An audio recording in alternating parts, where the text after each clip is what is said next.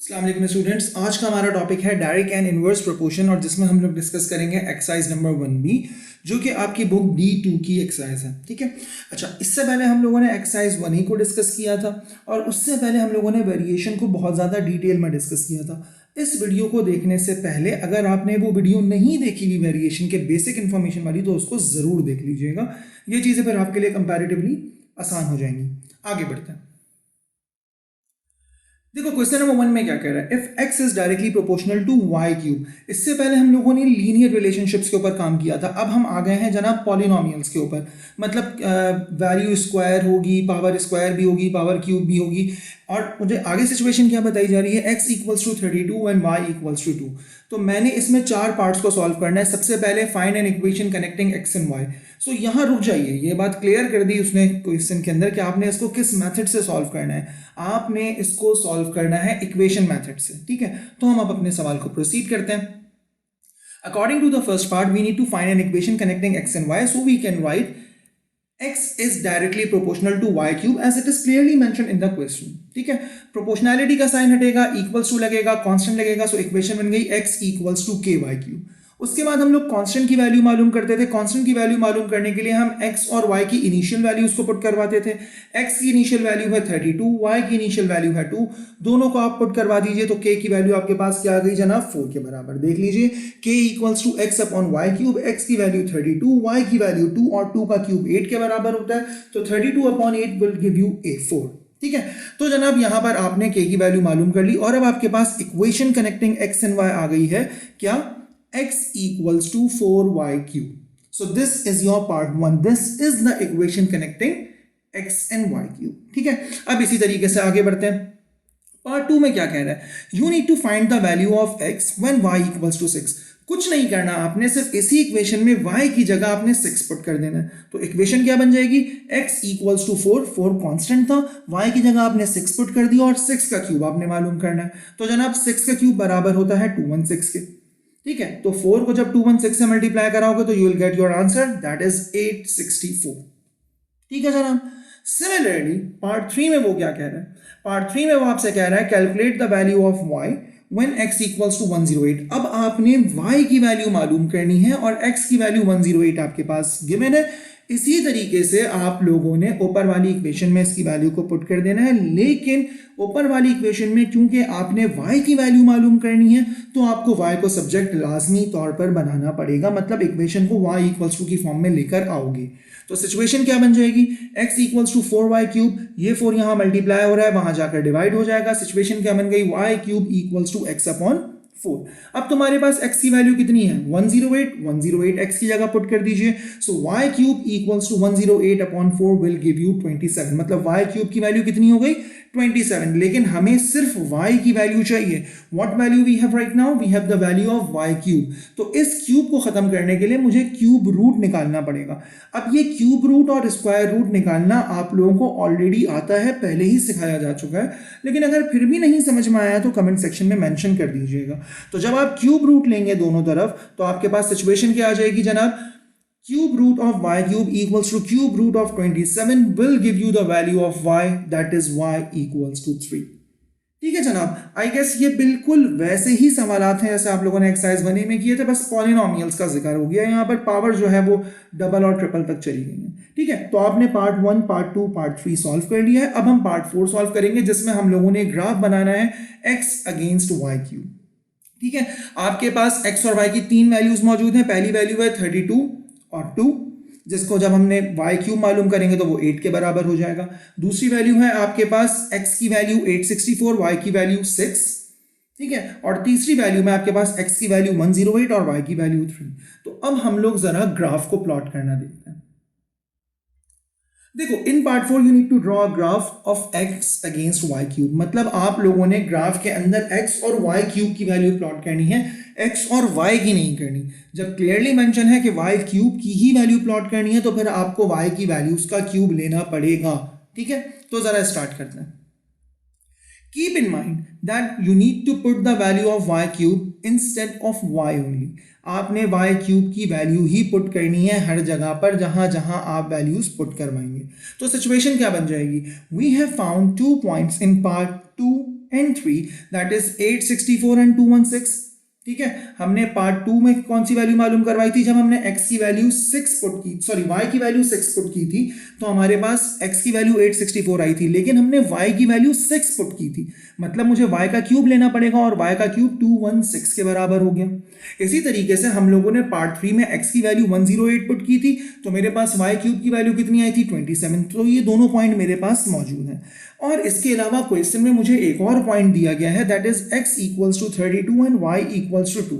तो x equals to 32 तो मैं ऐसे ही पुट कर दूंगा क्योंकि उन्होंने मुझे x का ही ग्राफ बनाने के लिए कहा है, लेकिन उन्होंने मुझसे कहा है कि y क्यूब का ग्राफ बनाना है, तो y की वैल्यू अगर 2 है तो y क्यूब की वैल्यू क्या हो जाएगी? 2 की पावर 3, दैट वुड बी 8। तो आपके पास तीसरा पॉइंट आ गया 32,8। सही है, अब आगे बढ़ते हैं। देखो ये तुम्हारे पास ग्राफ मौजूद है, x को मैंने x एक्सिस पे ले लिया, y क्यूब को मैंने y एक्सिस पे ले लिया। अब देखो पहला पॉइंट कौन सा था?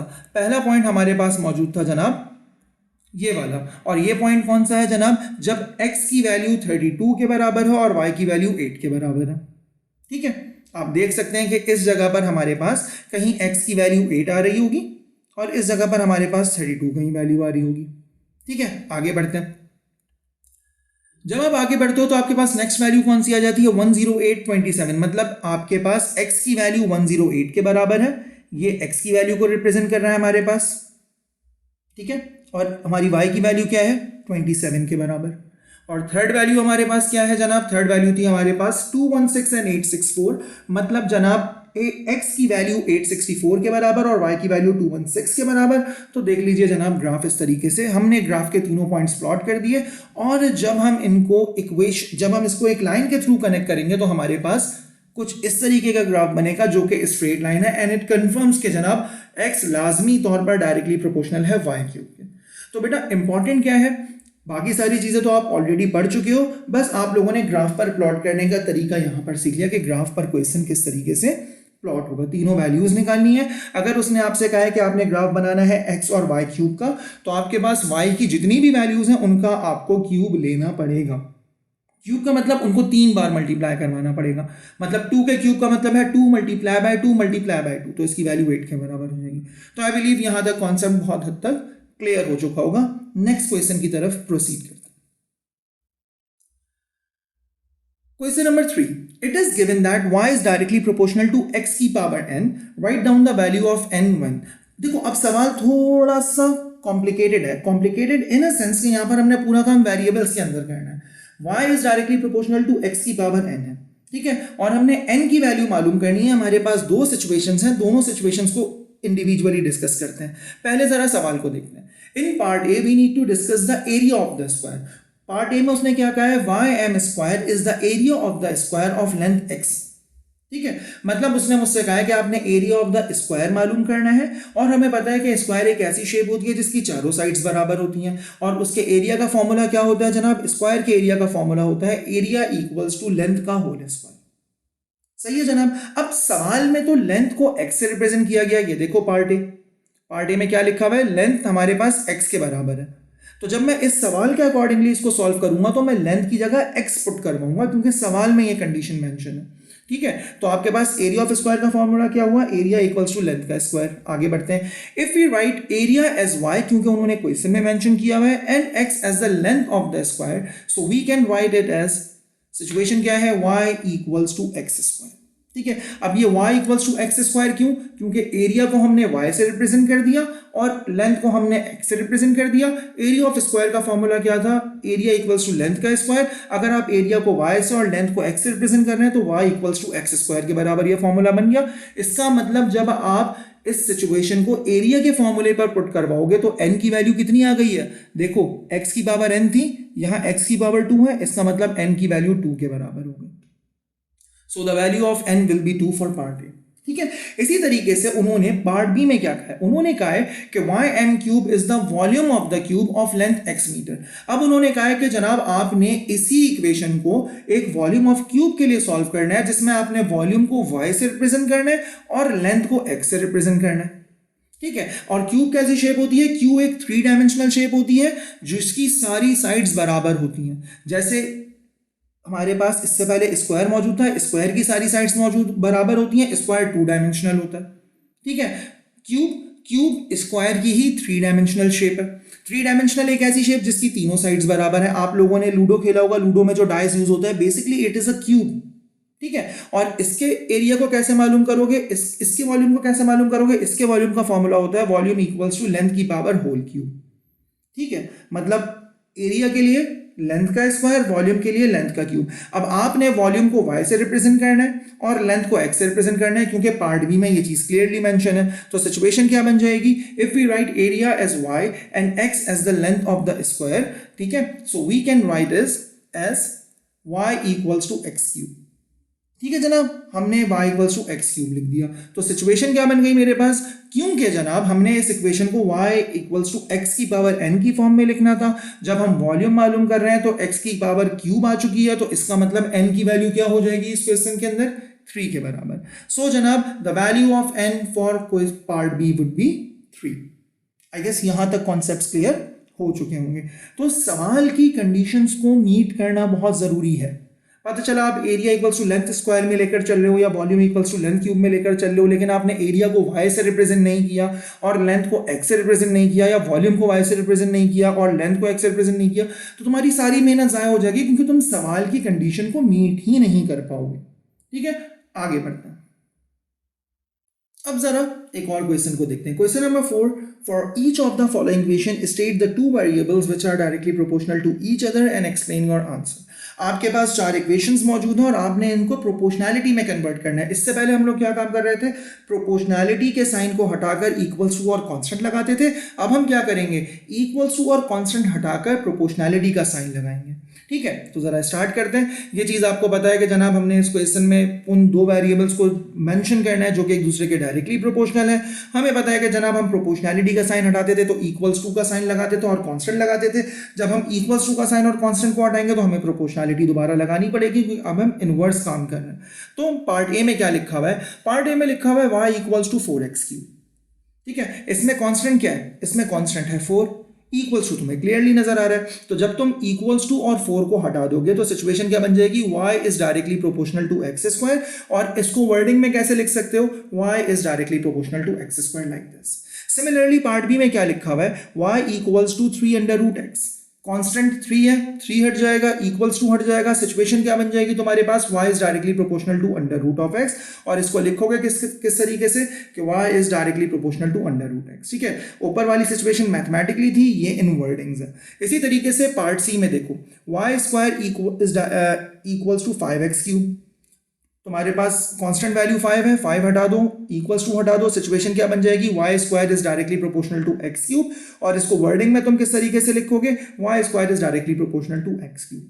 And the last one, the most important one in my opinion, p cube equals to q square. अब तुम्हें यहाँ कोई कुछ कांस्टेंट तो नजर ही नहीं आ रहा, तो बेटा अगर किसी जगह तुम्हें कोई कांस्टेंट नजर नहीं आ रहा तो इसका मतलब वहां कांस्टेंट 1 है, क्योंकि 1 जब भी किसी वैल्यू से मल्टीप्लाई हो जाता है तो वैल्यू सेम हो जाती है। जैसे 2 multiply by 1 2, 4 multiply by 4 4 multiply by 1 4, 2 multiply by 1 2। इसी तरीके से q square multiply bye 1 q square. तो इसका मतलब यहाँ 1 कांस्टेंट है जिसको मेंशन करना जरूरी नहीं है। तो हम 1 को हटा दें या ना हटाएं, मेंशन करना जरूरी नहीं है तो फिर लिखना भी जरूरी नहीं है। इक्वल्स टू के साइन को हटाएंगे तो सिचुएशन क्या बन जाएगी, p cube is directly proportional to q square. और हम इसको किस तरीके से लिखेंगे, so we can say that p cube is directly proportional to q square. तो आई गेस जिस तरीके से तुम लोगों को प्रोपोर्शनैलिटी से इक्वेशन बनाने का तरीका आ गया था, अब इक्वेशन से दोबारा प्रोपोर्शनैलिटी बनाने का तरीका भी आ चुका होगा। नेक्स्ट क्वेश्चन की तरफ प्रोसीड करते हैं। Question number 6, if q is directly proportional to p minus 1 का whole square and q equals to 20 when p equals to 3, find the values of p when q equals to 80। सीधा सीधा सवाल है, लेकिन आप लोग कंफ्यूज हो सकते हो, इसलिए इस सवाल को मैंने सेलेक्ट किया सॉल्व करने के लिए। The above mentioned condition can be mathematically written as q is directly proportional to p minus 1 का होल स्क्वायर। प्रोपोर्शनैलिटी का साइन हटेगा, इक्वल्स टू लगेगा, कांस्टेंट लगेगा, q equals to k into p minus 1 का whole square. k की value मालूम करने के लिए आप लोगों ने q और p की वैल्यू पुट करनी है। इनिशियल वैल्यू q की 20 के बराबर है, पी की 3 के बराबर है, पुट करवा दीजिए 20 इक्वल्स टू के इंटू 3 माइनस 1 का होल स्क्वायर और 20 इक्वल्स टू के इंटू 2 का होल स्क्वायर, 2 का होल स्क्वायर बराबर हो जाएगा 4 के बराबर। सिचुएशन क्या बन गई 20 इक्वल्स टू के इंटू 4, ये 4 यहाँ मल्टीप्लाई हो रहा है, वहां जाकर डिवाइड हो जाएगा, तो k equals to 20 upon 4 will give you the value of 5। So the equation connecting q and p can be written as q equals to 5 into p minus 1 का होल स्क्वायर। सही है। अब आपने p की value मालूम करनी है, जबकि q की वैल्यू 80 के बराबर है, तो हम q की जगह 80 पुट कर देंगे। सिचुएशन क्या बन जाएगी 80 equals to 5 into p minus 1 का होल स्क्वायर, ये 5 यहाँ मल्टीप्लाई हो रहा है, वहां जाकर डिवाइड हो जाएगा। सिचुएशन क्या बन जाएगी p माइनस 1 का whole square equals to 80 upon 5, 80 upon 5 का मतलब हो गया 16, मतलब p माइनस 1 का होल स्क्वायर इक्वल्स टू 16। अब इस सवाल को फर्दर सॉल्व करने के लिए तुम्हें इस रेडिकल को हटाना है, रेडिकल मतलब पावर को, पावर क्या है 2, इस स्क्वायर को खत्म करने के लिए तुम्हें दोनों तरफ जो है वो स्क्वायर रूट लेना पड़ेगा। तो जब स्क्वायर रूट लोगे तो सिचुएशन क्या बन जाएगी square root of p minus 1 का whole square equals to under root 16, square root से रूट कैंसिल हो, स्क्वायर रूट से स्क्वायर कैंसिल हो जाएगा। सिचुएशन क्या बन जाएगी p minus 1 equals to plus minus 4। अब अंडर रूट 16 की वैल्यू प्लस माइनस 4 के बराबर हो गई। तुम्हें यह भी पता है कि जनाब इसकी वैल्यू एक दफा माइनस और प्लस में क्यों ली गई है, उसका रीजन ये तुम्हारे सामने लिखा हुआ है 16। अब तुम 4 का स्क्वायर लोगे वो भी 16 के बराबर है, तुम माइनस 4 का स्क्वायर लोगे वो भी 16 के बराबर है, इसका मतलब दे ऑल आर इक्वल। तो मुझे पता नहीं है कि इनिशियल वैल्यू क्या थी, तो मैंने 16 को ब्रेक किया, जब 16 का अंडर रूट लिया तो मैंने अपनी आसानी के लिए एक दफा नेगेटिव वैल्यू और एक दफा पॉजिटिव वैल्यू ले ली to be concise while solving the question. ठीक है, तो यहां से इक्वेशन दो हिस्सों में स्प्लिट हो जाएगी। एक इक्वेशन बन जाएगी p minus 1 equals to positive 4, दूसरी इक्वेशन बन जाएगी p minus 1 equals to minus 4। जब आप इसको सिंप्लीफाई करोगे तो माइनस 1 इस सिचुएशन में दूसरी तरफ जाकर पॉजिटिव 1 हो जाएगा, इस सिचुएशन में भी माइनस 1 दूसरी तरफ जाकर पॉजिटिव 1 हो जाएगा। तो p equals to plus 1 plus 4 बराबर हो जाएगा p इक्वल्स टू पॉजिटिव 5 के, और p equals to minus 4 plus 1 बराबर हो जाएगा p इक्वल्स टू माइनस 3 के। So these are the value of p। ठीक है जनाब, तो इसमें ऐसे कोई परेशानी नहीं थी, बस आपको जिसके डायरेक्टली प्रोपोर्शनल लेना था उसमें थोड़ा सा इन्होंने एक ट्विस्ट पैदा कर दिया। तो आई बिलीव कि अब ये चीज समझ में आ गई होगी। नेक्स्ट क्वेश्चन की तरफ प्रोसीड करते हैं। Question number 10. If y is directly proportional to x square and the difference in the value of y when x equals to 1 and x equals to 3 is 32, find the value of y when x equals to minus 2. अच्छा, अब ये सवाल दिखने में शायद थोड़ा सा मुश्किल हो, लेकिन ये इतना मुश्किल नहीं है।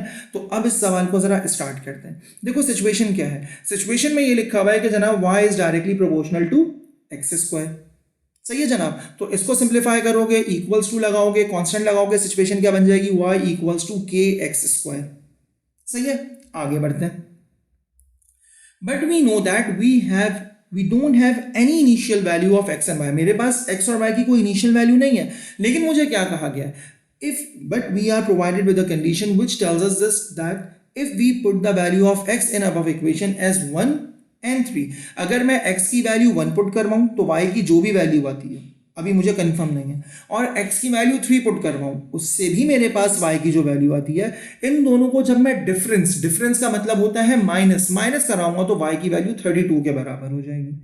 ठीक है, तो अब मैं क्या करूंगा, सिचुएशन एक बार रिपीट कर दूं। मेरे पास x की दो वैल्यूज हैं, x इक्वल्स टू 1 और x इक्वल्स टू 3। जब मैं x इक्वल्स टू 1 और x इक्वल्स टू 3 पुट करवाऊंगा तो y की जो दो वैल्यूज मेरे पास आएंगी, इन दोनों का डिफरेंस 32 के बराबर है। तो मैं क्या करता हूं, इन इक्वेशन में दोनों वैल्यूज को एक एक कर पुट करवा देता हूं। तो मैंने सबसे पहले x की जगह 1 पुट करवा दिया। सिचुएशन क्या बन गई, y equals to k into 1 का whole square equals to k into 1। इस सिचुएशन क्या हो गई, y इक्वल्स टू k के बराबर।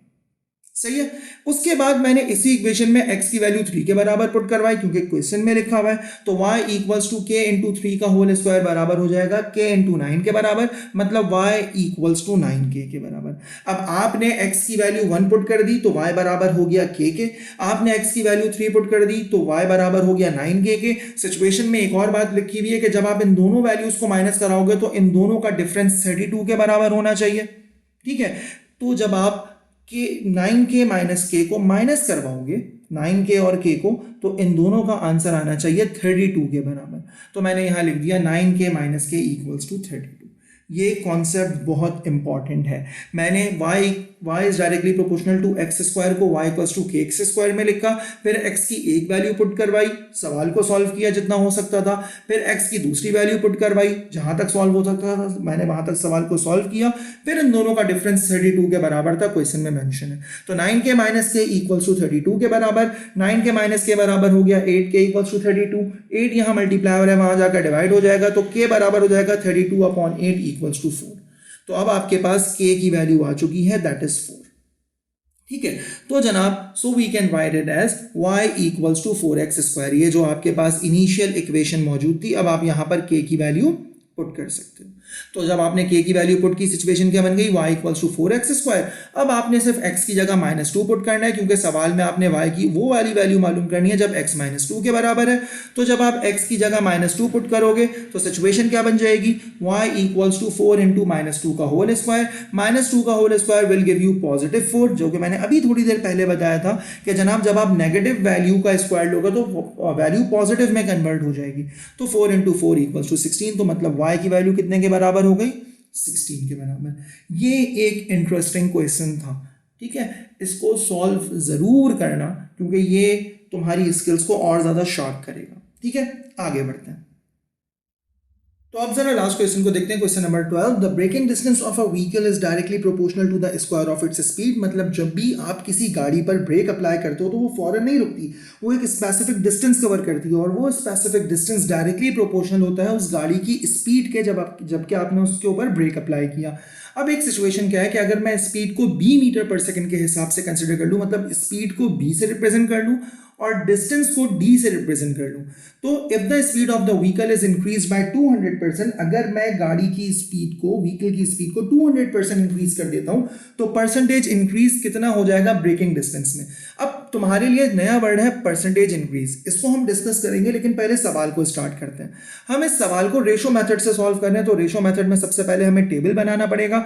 Breaking distance is directly proportional to speed of square, और सिचुएशन क्या बता दी गई है कि ब्रेकिंग डिस्टेंस को आपने d से रिप्रेजेंट करना है, ठीक है, और व्हीकल की स्पीड को आपने b से रिप्रेजेंट करना है। तो मैं इस तरीके से लिख सकता हूं कि जनाब braking distance is directly proportional to speed का स्क्वायर, या d is directly proportional to 1b का स्क्वायर। अब आप बोलोगे कि सर आपने यहां 1b क्यों लिया?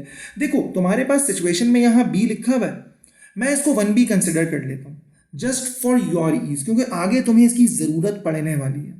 तो मैं इसको पहले ही 1b कंसिडर कर लेता हूं, क्योंकि मुझे पता है कि अगर किसी भी वेरिएबल के साथ कोई नंबर नहीं लिखा हुआ, उसका कोई कोफिशिएंट नहीं लिखा हुआ, तो इसका मतलब उसकी वैल्यू 1 है। c है, अब c के साथ कुछ नहीं लिखा हुआ, तो इसका मतलब c का कोफिशिएंट डेफिनेटली 1 है। तो इसको मैंने यहाँ 1b का होल स्क्वायर कंसिडर कर लिया जस्ट फॉर योर ईज, क्योंकि आगे तुम्हें इसकी जरूरत पड़ेगी। ठीक है, आगे बढ़ते हैं। According to the above equation we can write it as d is directly proportional to b square. क्यों? क्योंकि ब्रेकिंग डिस्टेंस डायरेक्टली प्रोपोर्शनल है स्पीड के स्क्वायर के। आगे बढ़ते हैं, इसको फर्दर सिंप्लीफाई करोगे, प्रोपोर्शनैलिटी का साइन हटाओगे, इक्वल्स टू लगाओगे, कांस्टेंट लगाओगे, सिचुएशन क्या बन जाएगी, d equals to kb square.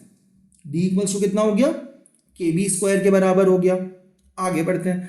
Now the speed is increase by 200%। 200% का मतलब क्या है, अगर लेट से तुम्हारी इनिशियल स्पीड 1 के बराबर थी और मैं कहता हूं तुमने अपनी स्पीड को 100% बढ़ा दिया, तो 1 का 100% 2 के बराबर हो जाएगा, मतलब 1 + 1। ठीक है, मतलब जितनी वैल्यू ओरिजिनल है उतनी ही वैल्यू आपने और ऐड कर दी, तो ये 100% हो गया। अगर मैं 200% की बात कर रहा हूं, तो जनाब 200% किस तरीके से करेंगे, मैं उसी वैल्यू में 2 ऐड करवा दूंगा, तो वो 200% हो जाएगी। ठीक है, इसको फिर से रिपीट करते हैं। लेट से आप चल रहे हो और आपकी स्पीड है जनाब 1b के बराबर, या आपकी स्पीड है 1 के बराबर।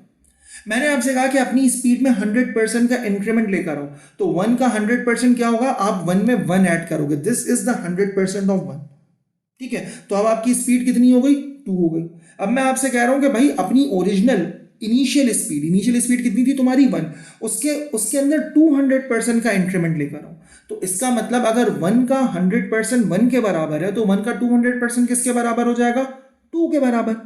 इसका मतलब अब जब आप इस सिचुएशन की बात कर रहे हो कि स्पीड जो है वो 200% इंक्रीज हो गई है, तो अगर आपकी इनिशियल स्पीड 1b के बराबर थी, तो आपकी करंट स्पीड 3b के बराबर हो चुकी है। क्यों?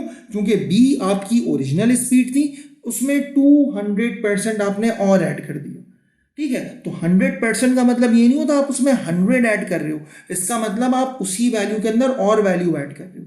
मैं आपसे कह रहा हूं आपने 100 रुपए की एक चीज बेची और 100% प्रॉफिट कमाया, इसका मतलब वो चीज आपने 50 रुपए में खरीदी थी और 50 रुपए ऊपर रख के बेच दी। तो इसको कहते हैं 100% का प्रॉफिट, मतलब ओरिजिनल वैल्यू में उतनी ही वैल्यू ऐड करा दोगे तो वो 100% हो जाएगा, उसमें ही 200 उसमें ट्वाइस ऐड करवा दोगे तो वो 200% हो जाएगा, 3 टाइम ऐड करवा दोगे तो 300% हो जाएगा। ये कॉन्सेप्ट क्लियर हुआ? थोड़ा बिजनेस माइंड दिमाग से सोचो, ठीक है। कॉन्सेप्ट क्लियर हो गया, आगे बढ़ते हैं। इसको एक और तरीके से भी समझते हैं। लेट्स से तुम्हारे पास एक पेंसिल मौजूद है, ठीक है। अब तुमने at the end of the day एक और वैसी ही पेंसिल अपने पास जमा कर ली, तो तुम्हारे पास ये 100% का प्रॉफिट हो गया। अगर तुमने 2 वैसी पेंसिल जमा कर ली तो तुम्हारे पास 200 पेंसिल्स का प्रॉफिट हो गया और तुम्हारे पास ओरिजिनल चीज अभी तक मौजूद है, ठीक है। तो हमारे पास इनिशियल स्पीड कितनी थी? b के स्क्वायर के बराबर। फाइनल स्पीड कितनी हो गई? 2b प्लस b के होल स्क्वायर के बराबर, ठीक है, क्योंकि हमने अपनी स्पीड को 200 टाइम्स इंक्रीज कर दिया, ठीक है। तो इस सिचुएशन को हम किस तरीके से लिख सकते हैं? y equals to k into 3b का होल स्क्वायर, और 3b का होल स्क्वायर बराबर हो जाएगा 9b के होल स्क्वायर के बराबर। बेटा ये इस वीडियो के इस सेशन को बहुत गौर से सुनना, क्योंकि यहां पर तुम लोग चीजें सीखोगे, ठीक है।